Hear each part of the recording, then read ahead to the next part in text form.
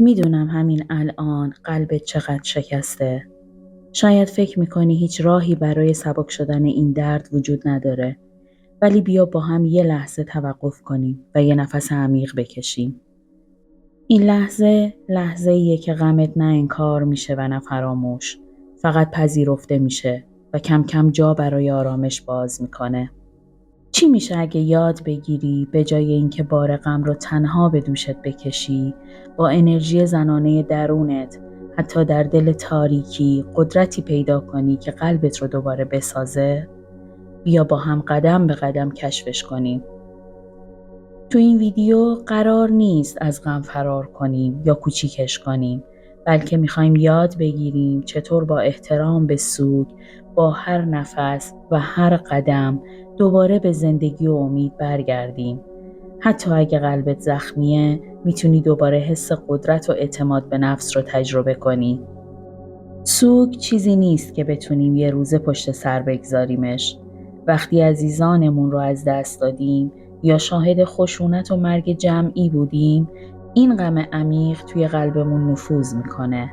حتی اگه مستقیما عزیزی رو از دست ندادی، فقط دیدن درد و ظلم میتونه قلبت رو زخمی کنه. گاهی اعتماد کردن به زندگی، به خودمون یا حتی به آدمای اطرافت سخت میشه. ممکنه فکر کنیم دیگه امیدی وجود نداره. اما یه چیز مهمه که بدونیم. غم سنگین پایان راه نیست. غم اگه درست پذیرفته بشه، میتونه به یه نیروی بازسازی تبدیل بشه. امروز میخوایم با هم یه مسیر شفابخش رو کشف کنیم. مسیری که هم واقعیت دردناک رو میبینه، هم با انرژی زنانه درونت بهت کمک میکنه قلبت رو بازسازی کنی و هم امید و اعتماد به زندگی رو دوباره زنده میکنه. اولین قدم پذیرش غمه. روانشناسان میگن پذیرش احساسات منفی کلید کنترل و مدیریتشونه. وقتی درد و غممون رو انکار میکنیم، فقط انرژی بیشتری صرف مقاومت و سرکوبش میکنیم. اما وقتی اجازه میدیم غم وجود داشته باشه و بدون قضاوت تجربهش کنیم، قدم اول برای سبک شدن قلب برداشته شده. یادت باشه، سوگ خطی نیست. یه روز در آرامشی، یه روز موجی از درد دوباره سراغت میاد. این طبیعیه و یعنی قلبت هنوز زنده و حساسه. حالا میخوایم وارد مرحله‌ای بشیم که با انرژی زنانه درونمون شفا پیدا کنیم. این انرژی نیروییه که قدرت بازسازی، خلاقیت و اعتماد به نفس رو تو ما زنده نگه میداره. مطالعات روانشناسی نشون میده که تمرین‌های ذهنی و تنفسی میتونن اضطراب و سنگینی غم رو کم کنن. حالا یه لحظه چشماتو ببند و نفس عمیق بکش. تصور کن با هر دم یک جریان انرژی تازه وارد بدنت میشه و با هر بازدم کمی از بار غم سبکتر میشه.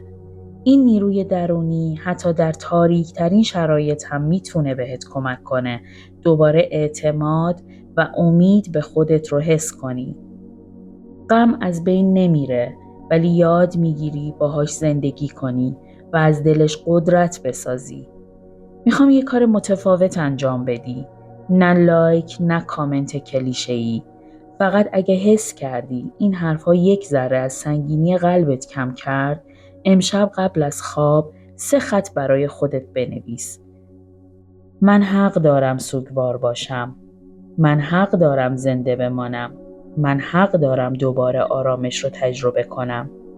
این تمرین ساده شروع بازسازی ذهن و قلبته.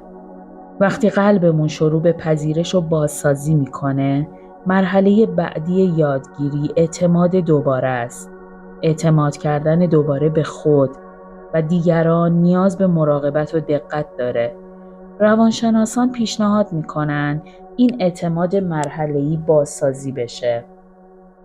اول به خود، بعد به محیط امن، بعد به دیگران.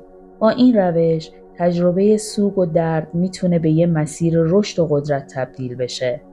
هر لحظه که با انرژی زنانه درونت ارتباط برقرار میکنی، قلبت قوی تر میشه و امید دوباره به زندگی باز میگرده. یادت باشه غم واقعی و محترمه، نباید سرکوب بشه.